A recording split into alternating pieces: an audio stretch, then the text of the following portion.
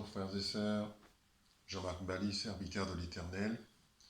Voilà, je me présente devant vous aujourd'hui pour une vidéo nouvelle. Donc je reprends les vidéos là pour 2019. On va parler de la foi aujourd'hui.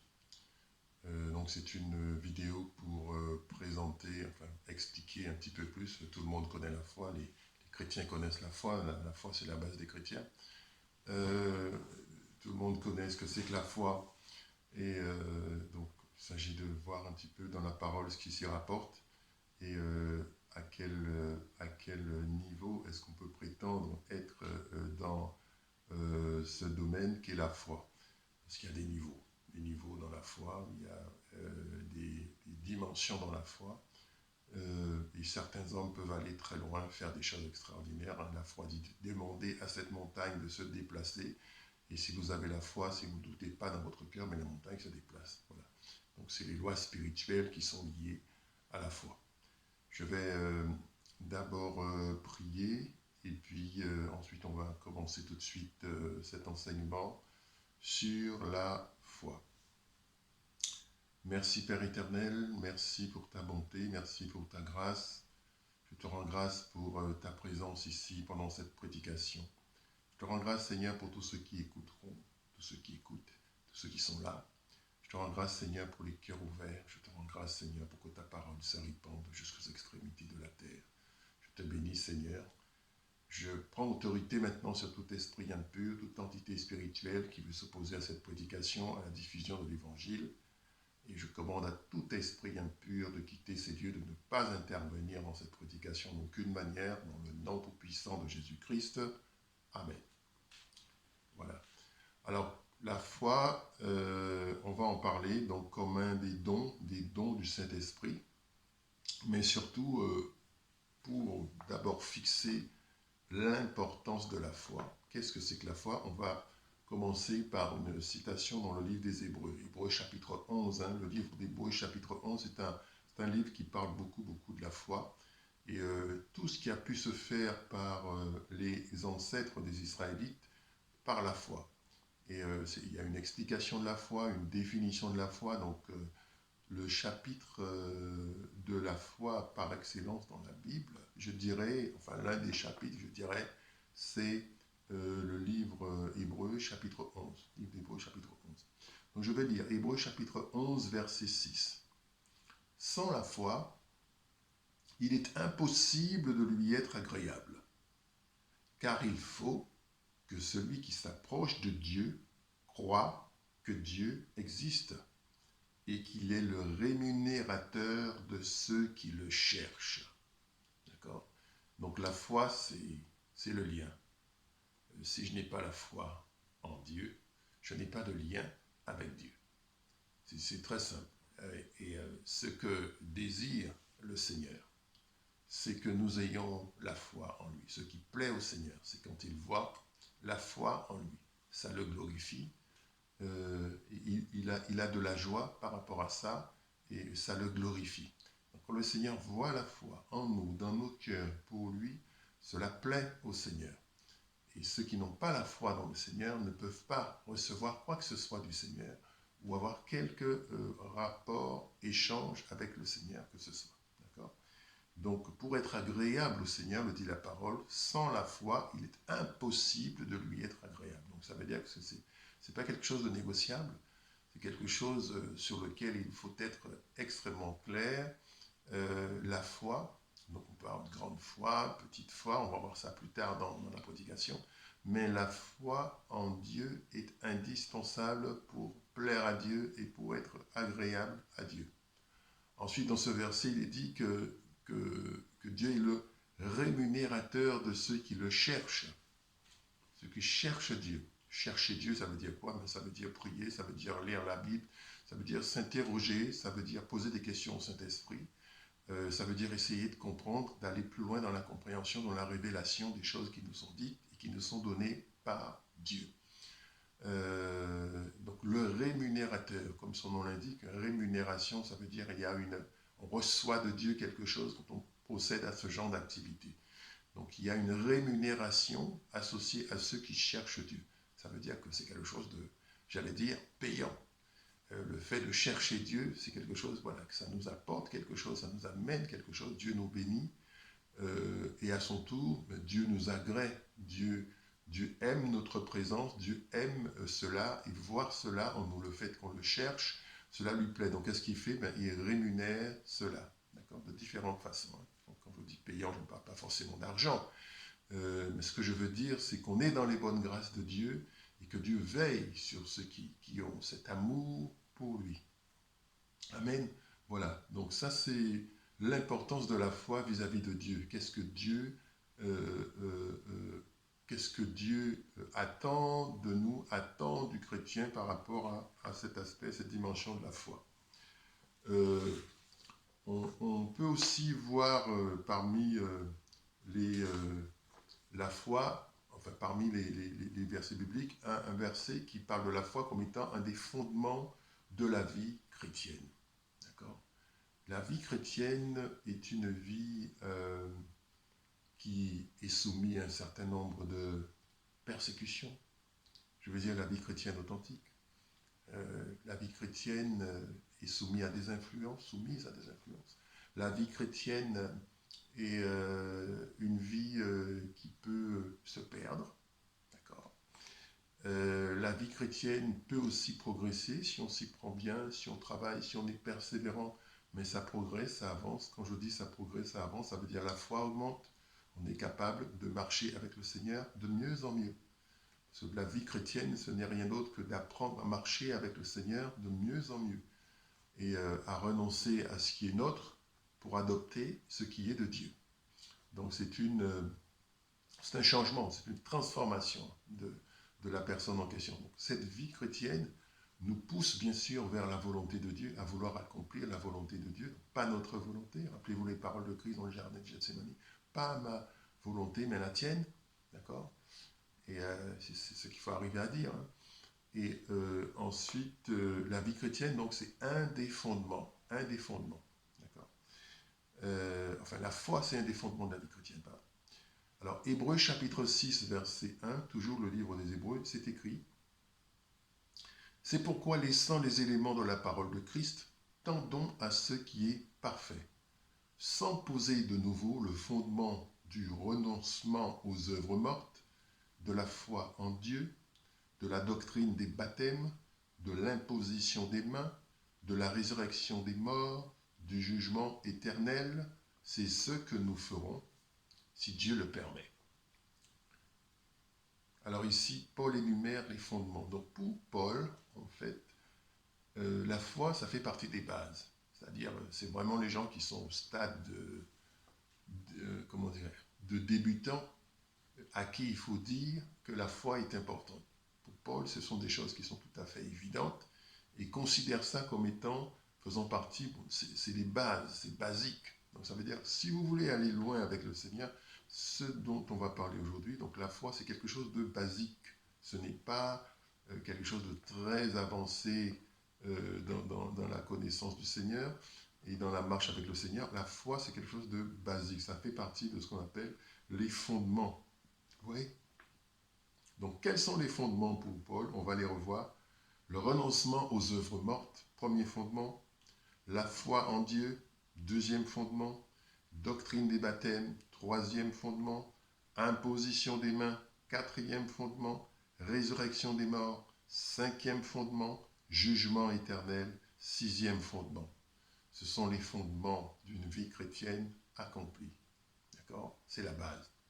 Et quand on construit quelque chose, quoi que ce soit, vous allez voir sur la petite diapositive que je montre, quand on construit quelque chose, quoi que ce soit, il faut des bases. C'est un principe de construction. C'est-à-dire il faut des bases, établir des bases solides, et ensuite, une fois que ces bases solides sont établies, on construit par-dessus. Et en fonction de la solidité de ces bases, on pourra aller plus loin dans la construction, c'est-à-dire que la vie chrétienne va pouvoir se développer davantage parce que ce sur quoi elle repose est solide. Hein, si vous avez des bâtiments notoires en France, on va prendre, je ne sais pas moi, la tour Montparnasse, Tout le monde voit l'extérieur de la tour Montparnasse, la hauteur de la tour Montparnasse, etc. Mais vous devez vous imaginer de tout ce qu'il y a comme fondement en dessous de la tour Montparnasse, c'est-à-dire de fondation en dessous de la tour Montparnasse. Et pour que ça tienne debout, il faut des fondations adéquates. Et ça ne pourrait pas tenir debout sans ces fondations-là. Donc les fondations, très souvent, on ne les voit pas, elles sont cachées, mais elles sont indispensables. Et ça fait partie d'un principe de construction qui fait que ce qu'on bâtit avec le Seigneur ne va pas chanceler, ne va pas être détruit, ne va pas tomber en ruine après une épreuve. D'accord ? Voilà. Donc la foi, c'est quelque chose de vraiment obligatoire et de très important. Amen. Voilà. Ensuite, pour continuer à parler de la foi, toujours dans le livre des Hébreux, voilà, Hébreux chapitre 1, chapitre 11, verset 1, il est écrit « La foi est une ferme assurance des choses qu'on espère, une démonstration de celles qu'on ne voit pas. Pour l'avoir possédée, les anciens ont obtenu un témoignage favorable. C'est par la foi que nous reconnaissons que le monde a été formé par la parole de Dieu, en sorte que ce qu'on voit n'a pas été fait de choses visibles. » Frères et sœurs, vous savez que lorsqu'on veut avancer avec le Seigneur, on ne peut pas s'éloigner de la parole. Et on ne peut pas faire les choses par nous-mêmes, puisque Dieu va honorer sa parole. Dieu ne va pas honorer notre sincérité. Je ne dis pas que c'est mal d'être sincère, c'est bien d'être sincère. Mais il faut comprendre que nous devons procéder à une mutation qui nous pousse à accepter ce qui est de Dieu et rejeter ce qui naturellement est nôtre. D'accord ? Donc on doit connaître la parole de Dieu et on doit adhérer à cette parole de Dieu, c'est-à-dire accepter la vision de Dieu sur toute chose. Et la vision de Dieu sur toute chose, notamment par rapport à la foi, Dieu dit « La foi est une ferme assurance des choses qu'on espère, une démonstration de celles qu'on ne voit pas. » Donc vous voyez, il y a les choses qu'on espère et les choses qu'on ne voit pas, c'est-à-dire les choses invisibles. Vous voyez, dans ce passage-là, on parle des choses invisibles aussi, c'est-à-dire que ce qui est visible n'a pas été formé, dit la parole, de choses visibles. Ce qui est visible a été formé par des choses invisibles. D'accord ? Donc ça veut dire qu'il y a deux mondes. Il y a le monde de l'invisible, qui est autour de nous. Comme son nom l'indique, on ne le voit pas, puisque c'est un monde de l'invisible. D'accord ? Donc c'est un monde invisible, on en reparle par ailleurs dans la parole. Et puis le monde visible, qui est ce qu'il y a autour de nous. J'allais dire le monde physique. D'accord ? Le monde dans lequel nous sommes, c'est-à-dire celui que nous palpons avec la dimension de notre corps. Ce que je vois, ce que j'entends, nos cinq sens, etc.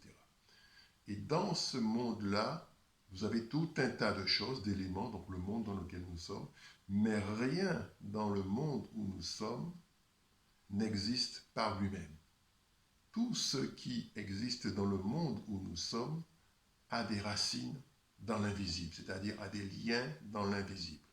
Je prends un exemple qui va être assez trivial. Si je prends par exemple l'exemple d'un arbre, vous voyez un arbre, quand vous regardez un arbre, vous allez voir le tronc, vous allez voir les branches, vous allez voir des feuilles, vous allez voir des fruits, vous allez voir des fleurs, voilà, toutes les manifestations d'un arbre, les manifestations visibles d'un arbre.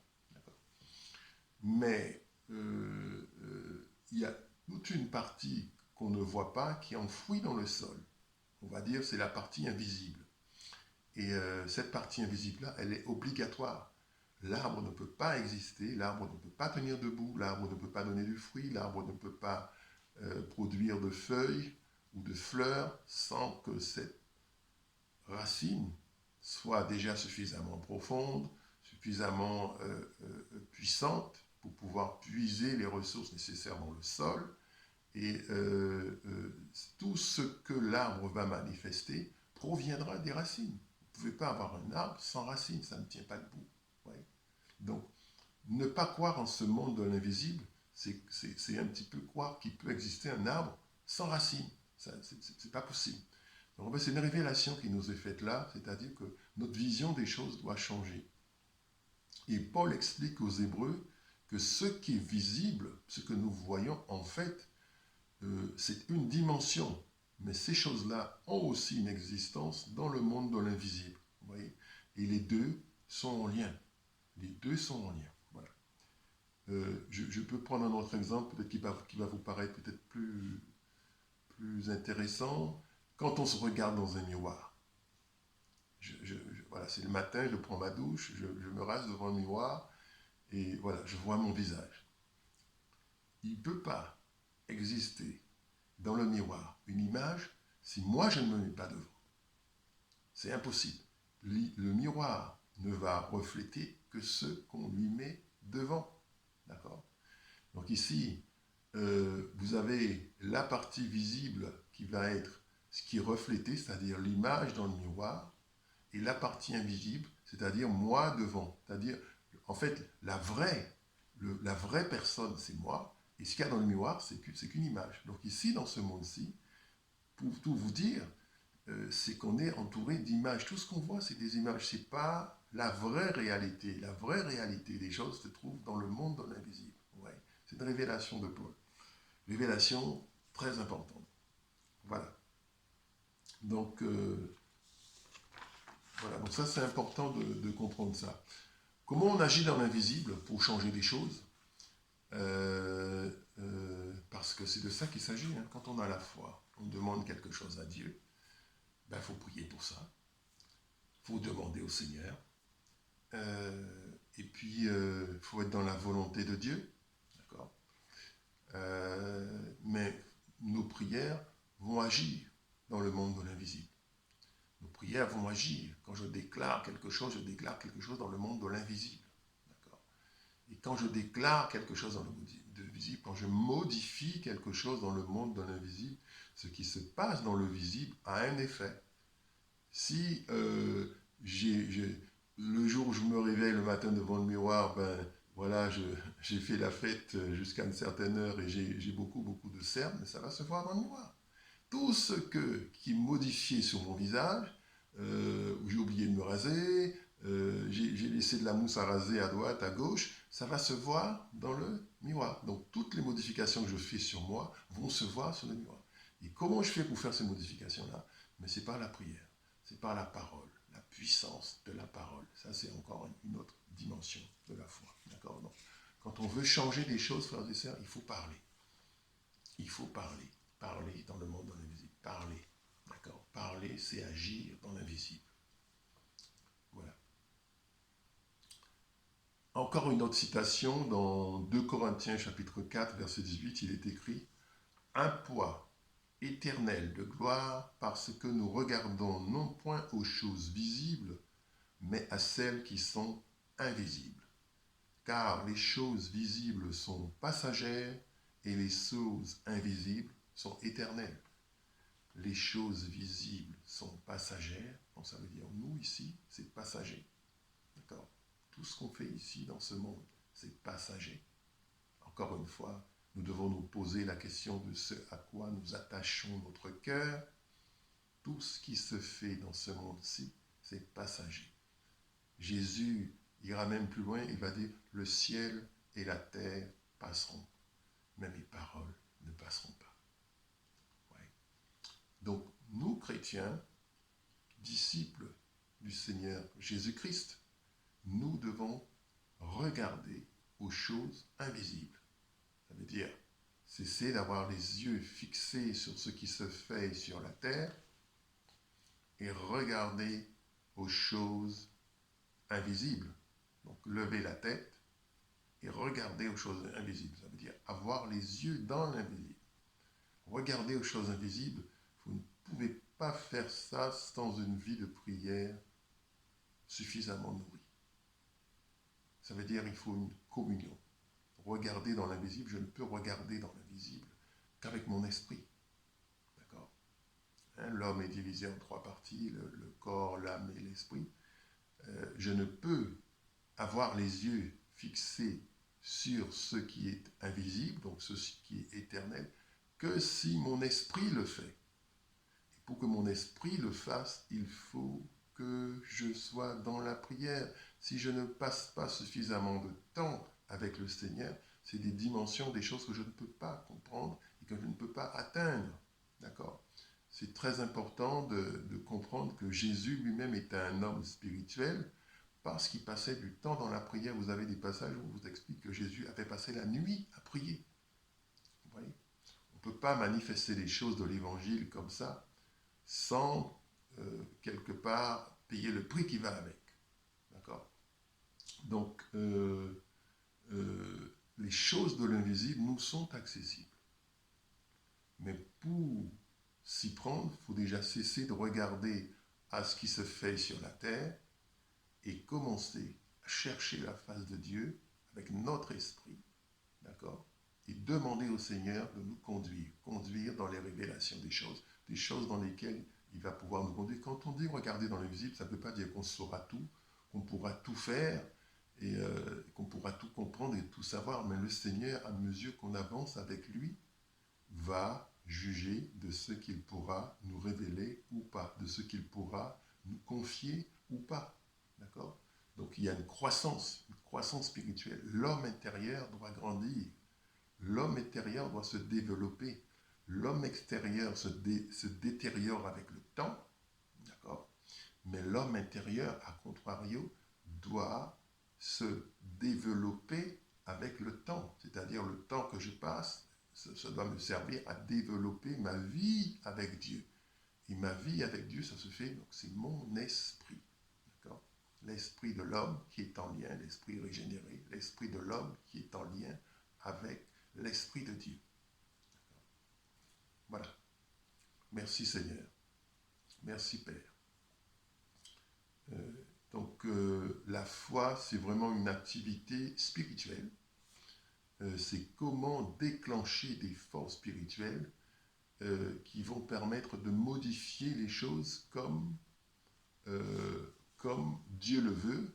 Et moi, je vais simplement être là sur la terre en train de déclarer des choses. Rappelez-vous, les prophètes comme Ézéchiel ou comme Jérémie, le Seigneur va leur dire, fils de l'homme, tiens-toi debout devant moi. Si fils de l'homme, fais ceci, fais cela. Et dans la mesure où le prophète obéit, fait ce que le Seigneur lui dit de faire, mais la chose s'accomplit. Mais le Seigneur a toujours besoin d'un homme sur la terre qui se tient debout là devant lui pour pouvoir faire avancer sa volonté sur la terre. D'accord ? Chaque chrétien, chaque chrétienne, chaque disciple du Seigneur doit aspirer à devenir cet homme-là ou cette femme-là. On ne peut pas, je ne pense pas que ce soit, comment dirais-je, utile d'investir de la foi chrétienne sans arriver à ce genre de stade. Il faut que les fruits mûrissent à un moment donné. Il faut que spirituellement on mûrisse, il faut que spirituellement on avance. D'accord ? Je ne peux pas commencer ma vie chrétienne à un stade, passer, je ne sais pas moi, 10 ans, 15 ans dans une église, je sors de là, je n'ai pas progressé spirituellement. C'est qu'il y a un problème. D'accord ? Le but, c'est vraiment de grandir spirituellement et d'arriver à faire des choses, arriver à voir des choses qu'on ne voyait pas avant, d'accord, à déclencher des choses qu'on ne pouvait pas déclencher avant et d'entrer de plus en plus dans le surnaturel. D'accord ? La vie chrétienne doit être une vie surnaturelle. Si elle n'est pas surnaturelle, il y a un souci. C'est pas, j'ai été abordé l'autre jour à Châtelet-Léal par deux personnes, deux jeunes qui faisaient partie d'une association chrétienne et qui disaient, voilà, cette association voulait promouvoir le développement de la foi parce que la foi est en train de disparaître en France. C'est bien d'avoir effectivement ce désir que les gens recommencent à aller vers les églises, à revenir vers les églises, à entrer dans les églises, dans les lieux de culte. C'est une bonne chose, voilà, d'accord. Mais ce qui doit être recherché, ce n'est pas simplement la communion fraternelle.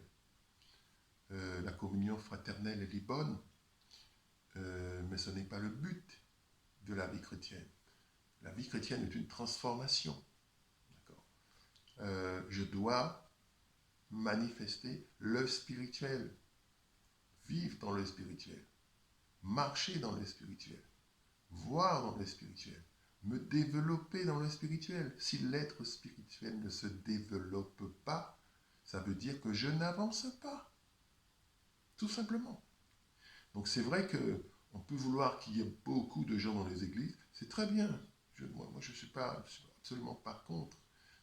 Il faut ça.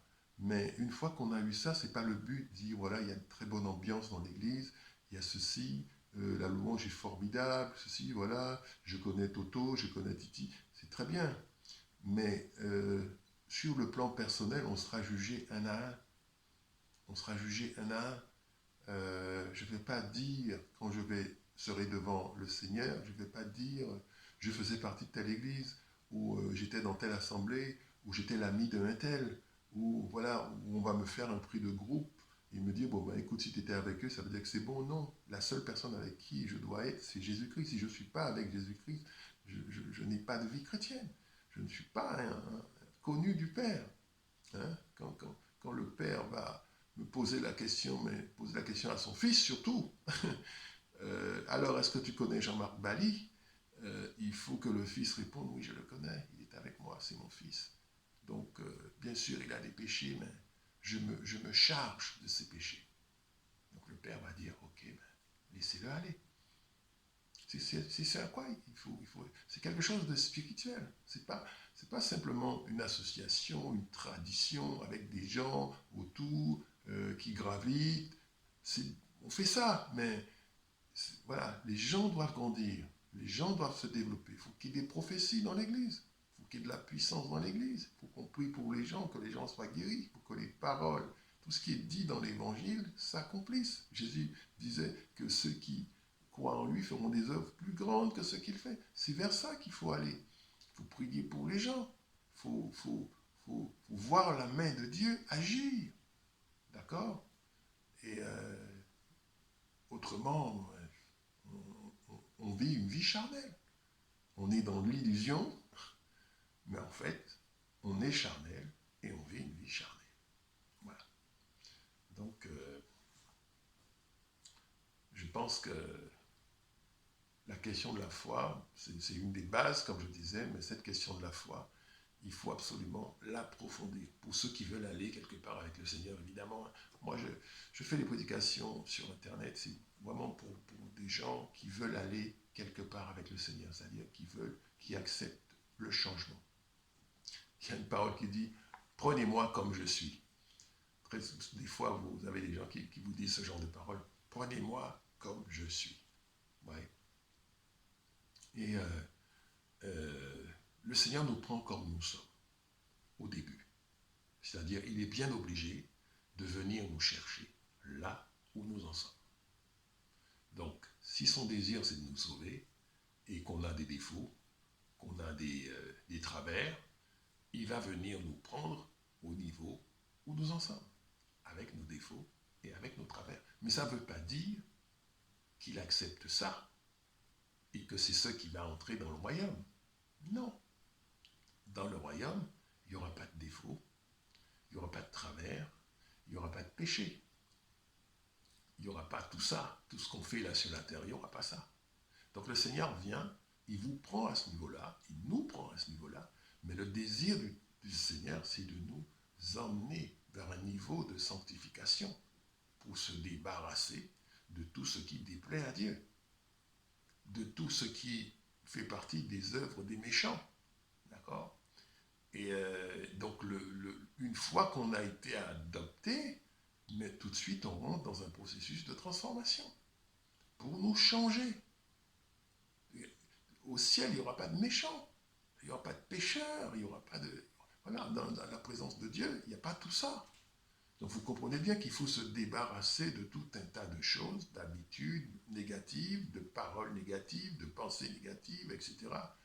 Les œuvres de la chair, vous allez qu'à lire le livre des Galates, au chapitre 5, je crois. Il vous explique tout ce que fait la chair. Ça va jusqu'à la sorcellerie, la magie. Donc, il faut se débarrasser de tout ça, tout ça. Et ça, c'est le travail de Dieu en nous, il faut le laisser faire pour qu'on puisse accéder à cela, d'accord?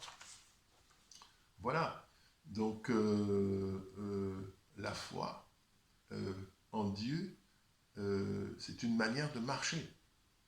Marcher par la foi et non par la vue, d'accord? C'est une manière de marcher. Ensuite, ce qu'on peut dire de la foi encore, c'est que la foi, c'est quelque chose qui doit se garder. L'importance de la foi. Il faut voir la foi en moi comme quelque chose qui grandit. Jésus prend un exemple de la foi, hein, une image de la foi, le grain de moutarde, le grain de sénévé. D'accord? Et la caractéristique de ce grain, c'est un grain qui est très petit. Jésus dit c'est la plus petite de toutes les graines. Donc c'est quelque chose de tout petit. Donc la foi, vraiment, c'est quelque chose qui peut commencer comme étant très très minuscule, je dirais, peut-être même infinitésimal, comme on dit, ou microscopique, quelque chose de vraiment très petit, d'accord? À chaque fois va correspondre à un exaucement. Hein? Il faut que quand vous demandez quelque chose, il faut que vous ayez la foi qui va avec. Et ça va être, même si c'est tout petit, c'est quasiment rien, le Seigneur va quand même prendre ça et vouloir le faire fructifier. Le faire fructifier, le faire se développer. Qu'est-ce à dire? C'est à dire que la foi, c'est quelque chose qui grandit, qui se développe, d'accord? Qui se développe. Et pour garder la foi, il faut la grâce de Dieu. Je ne peux pas garder la foi comme ça tout seul. Il faut la grâce de Dieu. Il faut que je prie pour ça. Il faut que je demande la foi à Dieu. Et Dieu va me faire passer par des situations où ça va permettre que ma foi grandisse. Que ma foi grandisse, ça veut dire que j'apprenne à lui faire confiance de plus en plus. Donc ça veut dire que dans beaucoup de domaines, je vais perdre le contrôle. Je vais perdre le contrôle. C'est comme ça que ma foi grandit. Moi, homme charnel, je vais perdre le contrôle dans beaucoup de domaines et dire, bon, ben ça, ben c'est Dieu qui s'en occupe. Voilà. Et je sais qu'il fera au mieux, qu'il fera mieux que moi, en tout cas. C'est un sujet important, c'est un sujet crucial. Avant, j'aurais peut-être tout fait pour tout faire par moi-même et être sûr que ça marche, mais là-dessus, j'ai décidé de lâcher ça et de laisser ça à Dieu.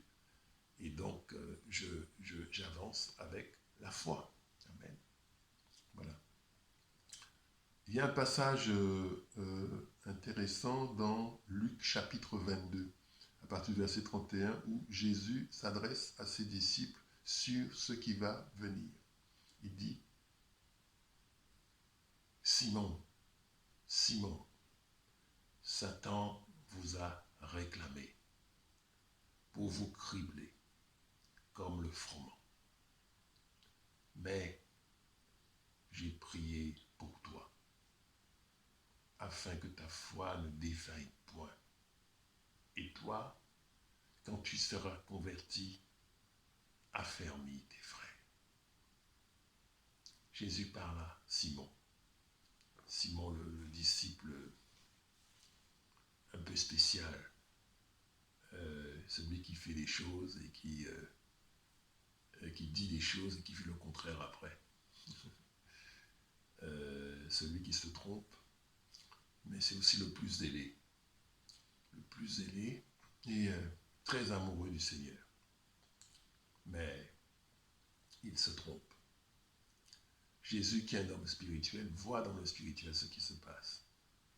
Et il va révéler à ses disciples, en particulier à Simon, il va lui dire, Satan vous a réclamé. Quand on est disciple du Seigneur, on est promis à une glorieuse destinée.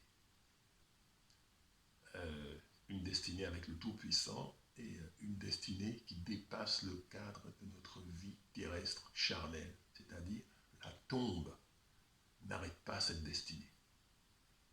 Vous beaucoup de gens ont cru que la mort avait arrêté Jésus.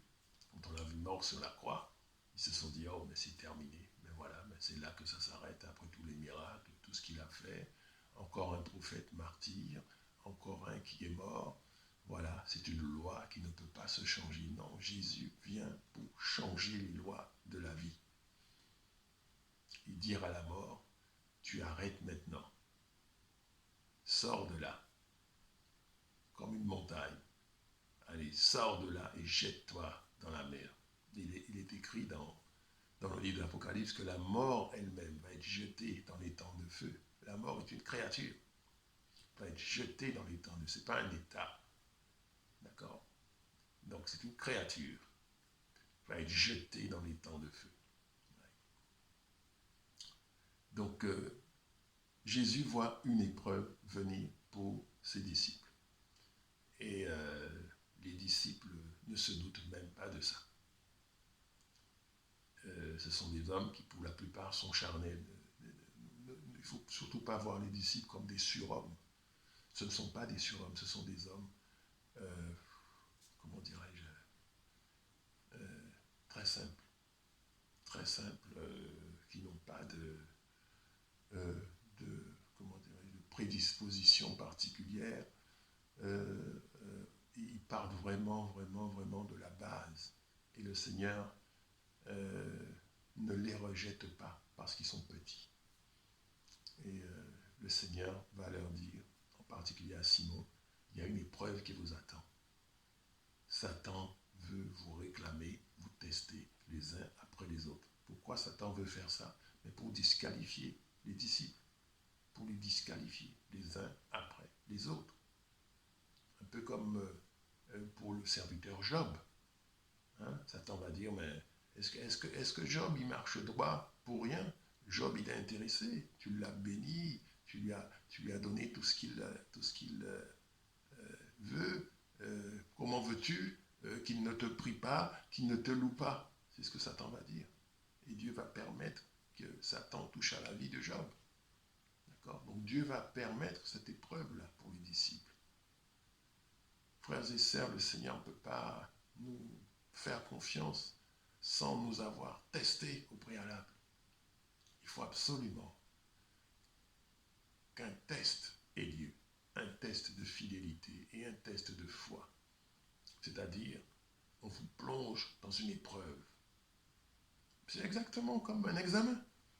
On vous plonge dans une épreuve pour voir comment est-ce que ça se passe. Et on vous laisse pour voir est-ce que vous avez acquis le niveau, la capacité, les connaissances nécessaires à ce qui est attendu de vous. Parce que le Seigneur a une intention sur chacun. Chaque disciple a une destinée, mais le Seigneur a quelque chose à demander à chacun. Ouais. Donc, les disciples vont être tentés d'abandonner la foi, d'abandonner Jésus, tout simplement. Donc, Satan veut démolir ce que Jésus est en train de créer. Comment il va faire? Il va frapper le berger, il va frapper Jésus, et les disciples seront dispersés. D'accord? Simon va être chargé d'une mission en prévision de ce qui va venir. Donc vous voyez, le Seigneur, il fait provision, toujours. Il y a toujours une provision quelque part par rapport à la situation à laquelle nous faisons face. Toujours. Et il faut simplement que le Seigneur fixe nos yeux sur cette provision et nous dise, c'est là la porte de la sortie. Et Jésus va prier pour Pierre, pour qu'il ne perde pas la foi. Pierre va être le seul à garder la foi. C'est très paradoxal ce que je dis, parce qu'il va renier le Seigneur à 3 fois. Mais Pierre va être le seul à garder la foi quand Jésus sera emmené, condamné, traîné devant les tribunaux, devant Pilate, et déshonoré devant tout le monde. D'accord? Les disciples vont regarder ça avec leurs yeux charnels et dire, mais c'est fini, notre belle aventure avec le Christ qui prétendait être le Fils de Dieu, c'est terminé, vous voyez. Et il y en a un qui va garder la foi. Pourquoi il va garder la foi? Il ne va pas garder la foi par rapport à lui-même, parce qu'il est fort, parce qu'il est puissant, parce qu'il est intelligent, parce qu'il est, je ne sais pas moi, fidèle. Non, non, non, non. Tout ceci repose sur les qualités de Jésus et l'intervention de Jésus. L'intercession de Jésus auprès du Père. Il va dire, on va relire ce mot, il va dire, mais j'ai prié pour toi, afin que ta foi ne défaille point. Et toi, quand tu seras converti, affermis tes frères. Le Seigneur prie pour nous. Le Seigneur prie pour nous. Le Seigneur intercède pour nous. Le Seigneur a les yeux sur nous. Ça, c'est quelque chose dont on n'a pas souvent conscience. On appelle les gens à droite, à gauche, on dit « Priez pour moi, un tel. Prie pour moi, telle situation. Prie pour moi. » C'est bien. Mais on doit savoir que le disciple, le Seigneur prie pour lui. Le Seigneur prie le Père pour lui. Donc c'est parce que, en fait, si l'équipe autour de Jésus a pu se reconstituer, c'est parce que Jésus a prié pour ça. Et il a prié pour que ça se fasse à partir de Pierre. D'accord. Voilà. Et Pierre, qui garde la foi, à son tour, va affermir les autres, ça veut dire va faire renaître la foi dans le cœur de ceux qui sont autour de lui, des autres disciples. Ouais. Voilà. Donc il y a une chose qu'on ne peut pas se permettre de perdre, ça c'est ce que je voulais vraiment porter l'accent dessus, c'est la foi. Je peux avoir toutes sortes de difficultés dans ma vie, je peux avoir toutes sortes d'épreuves dans ma vie, je peux avoir toutes sortes de situations dans ma vie, où je vois que les circonstances sont vraiment défavorables et je ne vois pas comment je vais faire pour m'en sortir, mais s'il y a une chose que je ne peux pas me permettre de perdre, c'est la foi. Si je perds la foi, je perds la connexion. Et si je perds la connexion, je perds les provisions, je perds les ressources, je perds tout, je perds la direction. Je retourne dans les ténèbres, je perds la lumière, je perds tout, parce que je n'ai plus la foi. Donc ça veut dire qu'au lieu d'être guidé par Dieu, je serai guidé par la chair. Évidemment, ça va me conduire à la mort. Comme il est écrit dans le livre des Galates, les œuvres de la chair, ça conduit à la mort. Tout simplement. Donc il faut comprendre ce que c'est que la foi. La chose la plus importante pour laquelle le chrétien doit se battre, le disciple doit lutter, c'est pour garder la foi.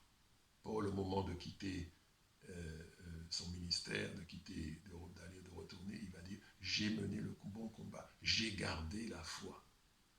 Donc ça veut dire, pendant toute sa vie, tout ce qu'il a fait, tout ce qu'il a reçu comme coup, tout ce qu'il a expérimenté comme malheur, hein, il a fait naufrage, il s'est fait piquer par des serpents, il a été battu, on l'a mis en prison, enfin, tout s'est passé, mais il a quand même gardé la foi. Voilà, ma prière, c'est que ceux qui écoutent cette prédication puissent malgré tout, garder la foi. Amen. Dernier point sur lequel je voudrais parler sur la foi, c'est citer un exemple dans la vie de Jésus, un exemple de la foi. Vous savez, les choses de Dieu doivent être pratiques. Il faut que quand vous les expérimentez, que ça marche. Il faut que ça marche. Vous comprenez? C'est comme quand j'ai une voiture, on m'explique que le mécanicien m'explique que tout est OK, que tout va bien, que le moteur il est OK, que toutes les parties du moteur sont bonnes, qu'il a tout testé, qu'il a vérifié. Mais quand je mets la clé de contact et que j'essaie de démarrer, ça ne marche pas. est-ce qu'il peut dire que tout va? Non, il ne peut pas dire que tout va.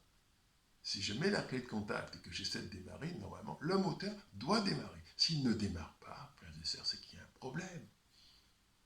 La vie chrétienne, c'est la même chose. Il faut que ça marche, il faut que ça tourne, il faut que j'avance. Si je n'avance pas, c'est que dans ma vie chrétienne, il y a un problème. Je dois le trouver. C'est la raison pour laquelle on ne peut pas se passer de la communion avec le Seigneur.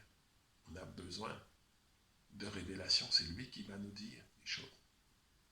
Ce n'est pas parce que je ne comprends pas tout que je ne peux rien faire.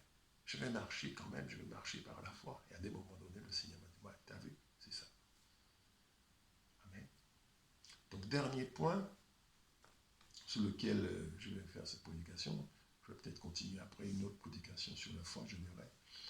C'est dans l'évangile de Marc, l'épisode de la tempête que Jésus arrête. Je vais lire. Marc chapitre 4, à partir du verset 35. Alors, j'ai une photocopie qui n'est pas très bonne, donc je vais rapidement prendre ma Bible. Donc, Marc chapitre 4, verset 35. Verset 35, voilà. Verset 35 jusqu'au verset 41.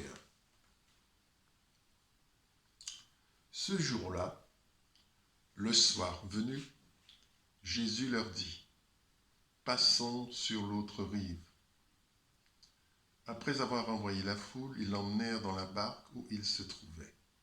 Il y avait aussi d'autres barques avec lui. Un vent violent s'éleva et les vagues se jetaient sur la barque, au point qu'elle se remplissait déjà. Et lui, il dormait à l'arrière sur le coussin. Ils le réveillèrent et lui dirent, « Maître, cela ne te fait rien que nous soyons en train de mourir. » Il se réveilla, menaça le vent et dit à la mer, « Silence, tais-toi. » Le vent tomba et il y eut un grand calme. Puis il leur dit, « Pourquoi êtes-vous si craintifs? Comment se fait-il que vous n'ayez pas de foi ?» Ils furent saisis d'une grande frayeur et ils se disaient les uns aux autres, « Qui donc est cet homme? Même le vent et la mer lui obéissent. » Amen. Merci Seigneur. Voilà, donc circonstances, tempête, naufrage en perspective, on va couler. Et c'est ce à quoi on est exposé souvent lorsqu'on veut marcher avec le Seigneur. Parce que nous avons des ennemis, nous avons un royaume devant nous, un royaume diabolique, qui essaye d'arrêter et d'entraver la marche du chrétien, du disciple, en créant des situations. Ici, là, c'est matérialisé par une tempête, je veux dire une vraie tempête, c'est-à-dire un événement météorologique. Mais je pense qu'on peut transposer ça dans d'autres domaines. Tout ce qui est tempête, ça veut dire des choses qu'on ne maîtrise pas. Je ne maîtrise a priori pas le vent. Je ne maîtrise a priori pas la pluie. Je ne maîtrise a priori pas le soleil, les nuages, les éléments. Je suis soumis aux éléments. C'est un environnement. Je ne maîtrise pas ça. L'homme charnel ne maîtrise pas ça. L'homme charnel ne maîtrise rien des circonstances de sa vie. Il subit les circonstances. Vous voyez ?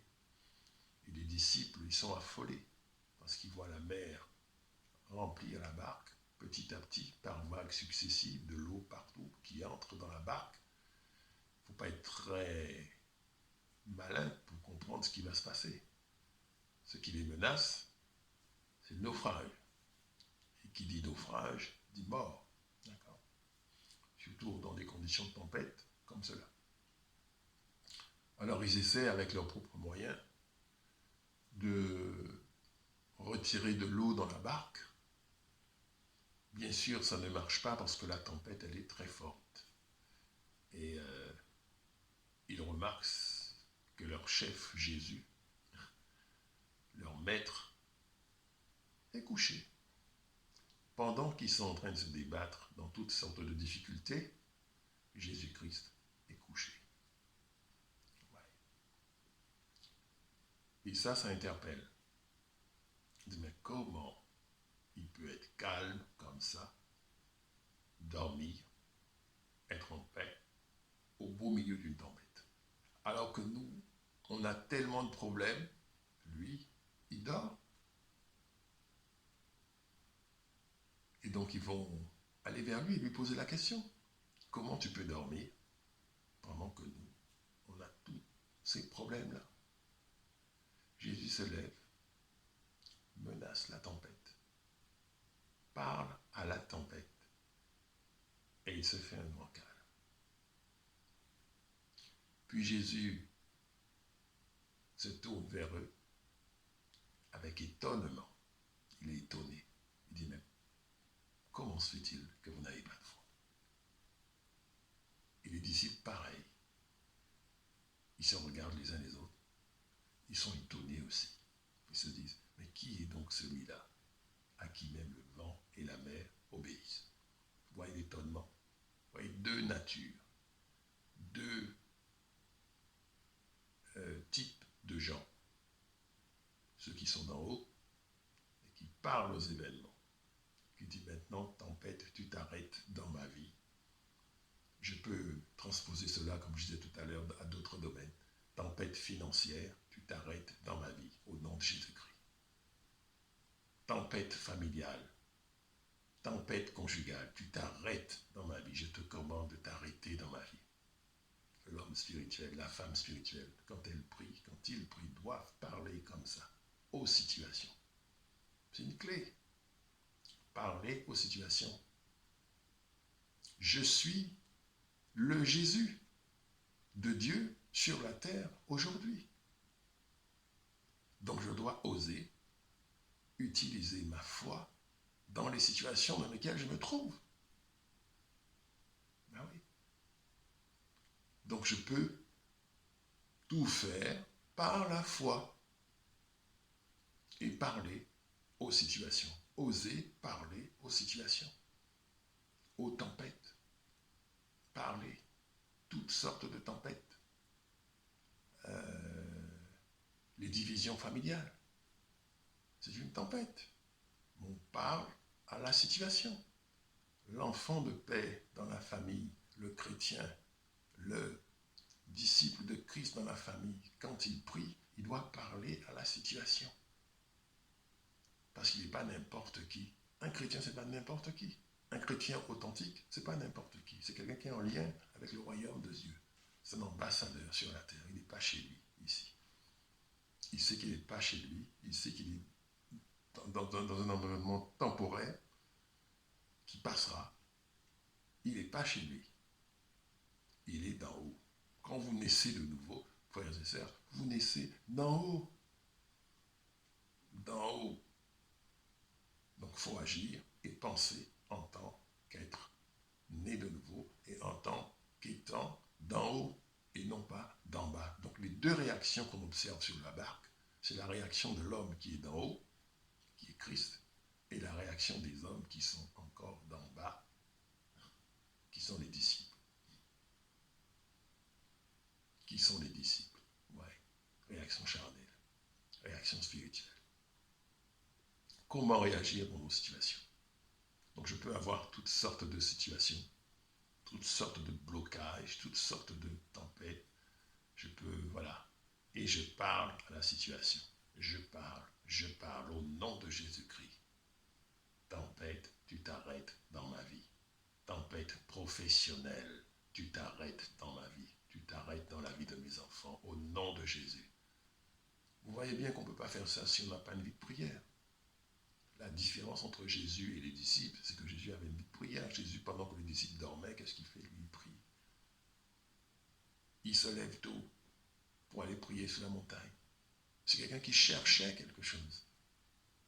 Quand on veut suivre le Seigneur, il faut chercher quelque chose, il faut avoir faim de quelque chose, il faut désirer quelque chose. Si on n'a pas envie de ça, si on n'est pas un homme de désir, une femme de désir, je parle du désir de Dieu, et qu'on a envie de toucher, de goûter à Dieu, on ne paye pas le prix. Voilà. Donc, tout ça, c'est des principes. Il faut lire la Bible et comprendre comment ça va marcher dans notre vie. Donc, il faut des changements. On ne peut pas rester le même quand on est venu à Christ. Ce n'est pas possible, ça. Quand on vient à Christ, il y a un changement qui doit se produire dans ma vie. Forcément. Et je dois changer. On ne doit plus me reconnaître. Et je ne vais pas être à l'aise avec le monde, et le monde ne va pas être à l'aise avec moi, parce que je ne suis pas du monde. C'est comme ça. Et on va me rejeter. Les rejets. Les gens qui disent non. On ne veut pas de lui, on ne veut pas de celle-là. Les rejets, on est rejeté. C'est tout à fait normal. C'est tout à fait normal. Parce qu'on n'est pas de ce monde-là. On vit par la foi. Et on aspire aux choses d'en haut et non pas aux choses d'en bas. On ne regarde pas dans la même direction. C'est tout à fait normal qu'il y ait cette division, voilà. Les gens qui vous font croire que tout le monde peut aller ensemble, que tout le monde... Ça ne veut pas dire qu'il faut haïr les autres, il faut les aimer. Vous ne pouvez pas amener Christ à des gens que vous n'aimez pas. Ce n'est pas possible. Donc effectivement, il faut avoir le cœur d'amour à vouloir sauver celui qui est dans les ténèbres et que le Seigneur vous demande de parler de lui pour qu'il puisse trouver le chemin de la lumière et accepter Christ. Mais vous devez comprendre que ceux qui affectionnent les choses du monde sont différents, radicalement différents de ceux qui affectionnent les choses de Dieu. On ne peut pas faire les deux. C'est l'un ou l'autre. Voilà. Je vais m'arrêter là pour aujourd'hui. C'était Jean-Marc Bali, serviteur de l'Éternel. Voilà, sentez-vous libre de réagir. Vous avez vu au début des vidéos, moi j'ai des vidéos assez, j'allais dire presque artisanales. Mais voilà, ce sont des vidéos dans lesquelles je mets la parole de Dieu et puis un point de contact, un numéro de téléphone, voilà. Et tous ceux qui souhaitent me contacter pourront le faire par ce numéro de téléphone, afin que nous puissions parler du Seigneur, échanger sur le Seigneur et éventuellement recevoir des paroles. Voilà. Je vous remercie et je vous dis à bientôt sur la voie du web. Merci. Au revoir.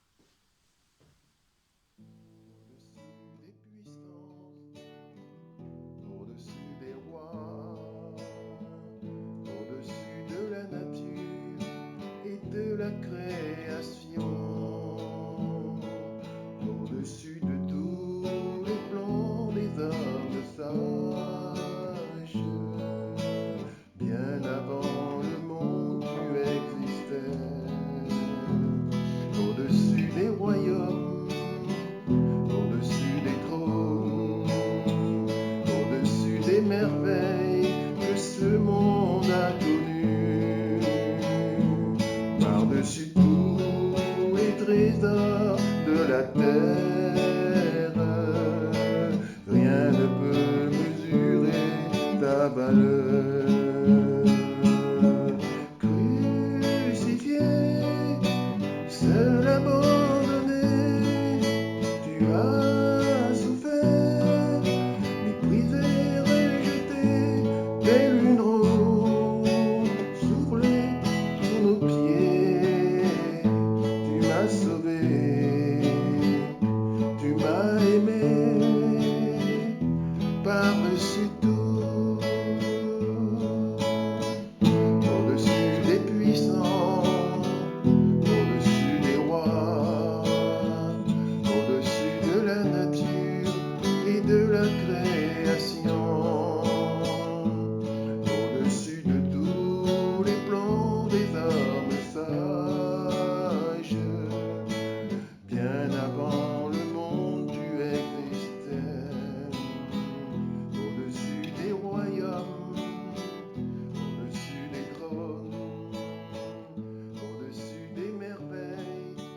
ceux